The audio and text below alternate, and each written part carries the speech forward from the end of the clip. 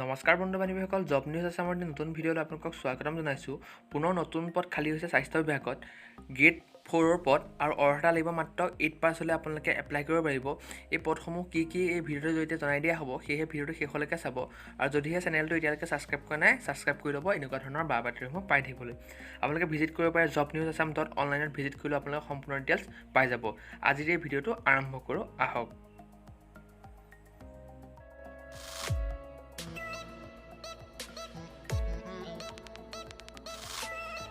Health service গোলাঘাটৰ পৰা আহিছে।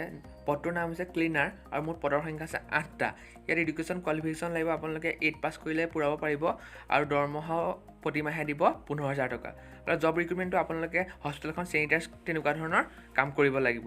এতিয়া হাউ টু এপ্লাই, আপোনালোকে ৱৰ্ক ইন ইণ্টাৰভিউ, অৰ্থাৎ আপোনালোকে তাত গৈ আপোনালোকে ইণ্টাৰভিউ দিব লাগিব। আৰু ইণ্টাৰভিউটো ডেট হৈছে 11 মে 2020 আৰু ঠাইখনৰ নাম দিছে officer of the joint director of health service Golaghat.